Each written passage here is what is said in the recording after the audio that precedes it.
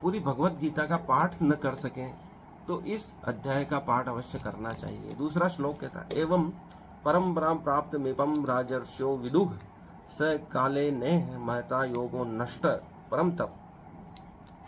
कृष्ण कहते हैं, इस प्रकार यह परम विज्ञान गुरु परंपरा द्वारा प्राप्त किया गया और राज ऋषियों ने इसी विधि से समझा, किंतु काल क्रम में यह परंपरा छिन्न हो गई, अतः यह विज्ञान यथा रूप में लुप्त हो गया लगता है। यह ज्ञान कई बार दिया गया लेकिन बीच बीच में यह लुप्त हो गया। जैसे वेदों को राक्षस चुरा ले गया, हयग्रीव चुरा कर ले गया और समुद्र में उसे छुपा दिया गया। भगवान हयग्रीव विष्णु ने अवतार लेकर उन वेदों को मुक्त कराया। वैसे ज्ञान कई बार लुप्त हुआ है। नालंदा यूनिवर्सिटी को जला दिया गया। ज्ञान के पीछे आततायी शक्तियां लगी रहती हैं।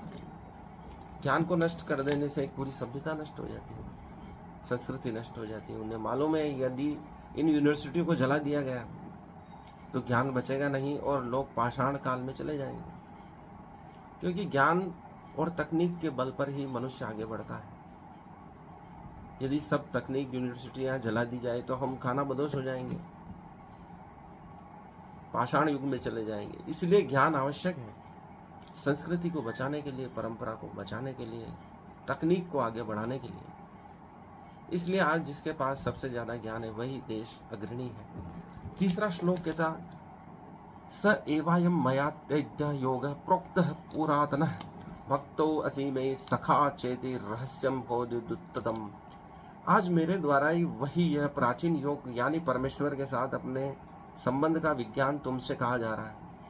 मैं तुम्हें यह योग प्रदान कर रहा हूं क्योंकि तुम मेरे भक्त तथा मित्र हो, अतः तुम इस विज्ञान के दिव्य रहस्य को समझ सकते हो। क्योंकि तुम मेरे भक्त भी हो और मित्र भी हो, इसलिए इस ज्ञान को अब समझने के योग्य हो गए हो। इस तीसरे श्लोक में भगवान अर्जुन की स्थिति को समझ जाते हैं कि यह मेरी शरण में आ गया, अर्थात भक्त हो गया और मित्र तो पहले था ही।